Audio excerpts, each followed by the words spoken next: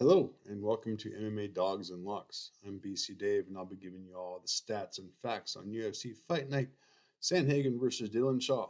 In this video, we'll be looking at the prelim fight, Mickey Gall, the 70th ranked welterweight, versus Jordan Bomaye Williams, the 96th ranked middleweight fighter. Without further ado, let's get to the tail of the tape. And for this tail of the tape, let's have a look at Mickey Gall.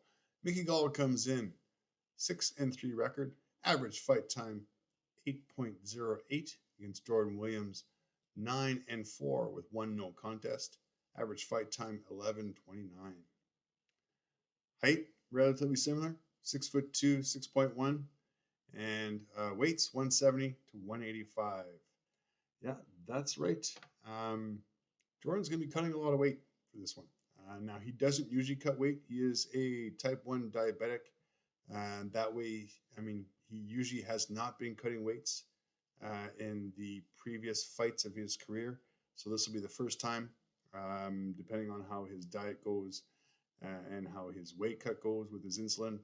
I was listening to the interviews today, and he's already had a little hiccup where he tried to replenish his blood sugar and unfortunately took a sugar-free drink, had to take an extra pound. Therefore, it's just an extra pound he had to lose later on. Just an extra little hurdle that Williams has to overcome before the start of this fight. Now, mind you, reach is pretty similar. Height is pretty similar. So the only thing we're going to be concentrating on and we'll be having a look at on Friday is the weight cut and how Jordan does do on his weight cut. As far as age goes, they're pretty similar. Jordan's a little bit older, but I don't think that makes much of a difference. In the striking department, Mickey Gall strikes landed per minute, 2.55. Jordan Williams strikes landed per minute, 6.07. So heavy advantage on Jordan for this one. Striking accuracy, 46%. Jordan as well, just a little bit higher at 51%. Strike absorbed per minute, 3.67. Pretty decent for Mickey on this one. Jordan Williams comes in at 5.77 strike absorbs per minute. So he needs to work on his defense. He's taking a little bit more, and that's shown by his percentage here: 35% for the defense and 42% for the defense for Mickey Gall. In the grappling department, I don't think this is going to make much of a difference in the fight, but you never know.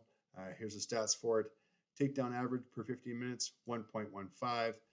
Jordan Williams comes in at 0.98, so not much of a difference there. Takedown accuracy, 26% for Gall, 50% for Williams. Defense, 40% for Gall and 80% for Williams.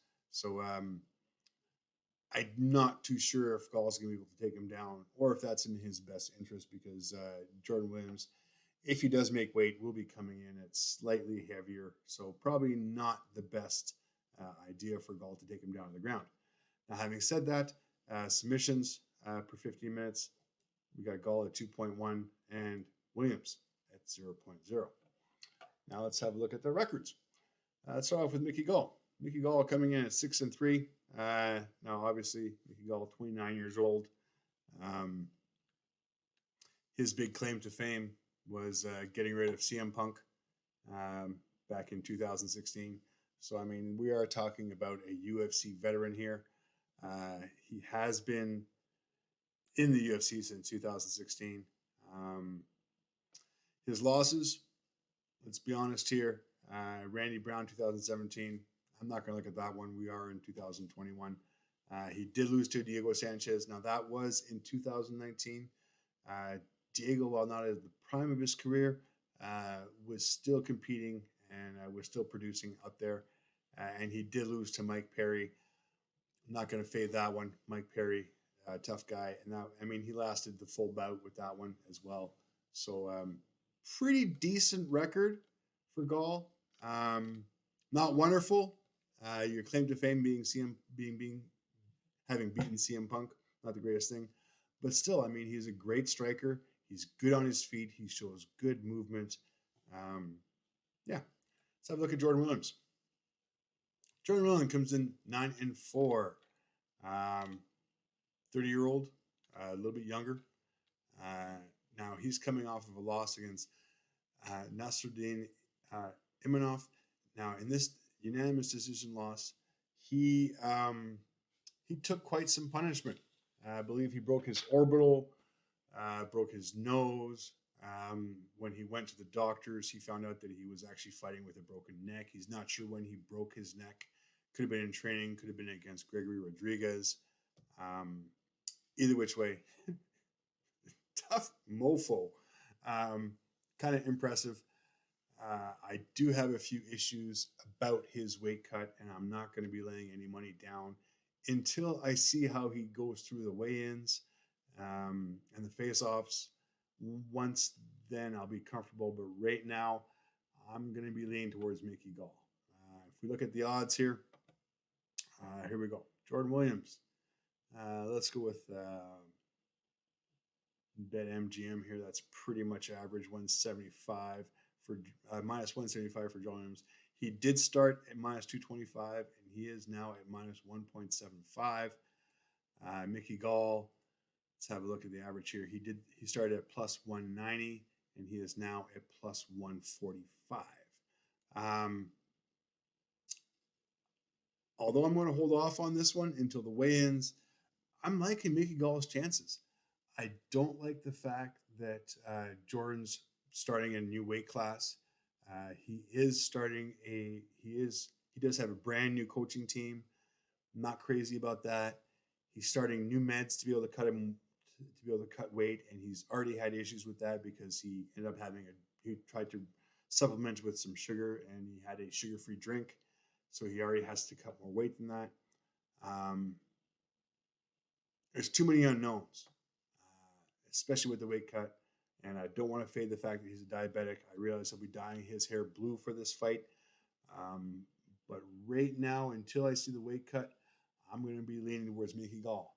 Mickey Gall, he has had 13 months off. He did bring Matt Brown in for his coaching, so I think I'm going to lean to Mickey Gall on this one. He's not going to be cutting as much weight. He's going to be more comfortable, and I think he's fought the better quality of fighters, to be perfectly honest with you. So my pick for this one is going to be Mickey Gall. I don't know if he's going to be able to get him in the distance. I'm going to stick as far as a prop go. I'll probably go with Mickey Gall decision. If you made it to the end of the video, please like and subscribe. Throw in a comment there. And tune in next time for more stats and facts on MMA Dogs and Locks. Thanks for watching.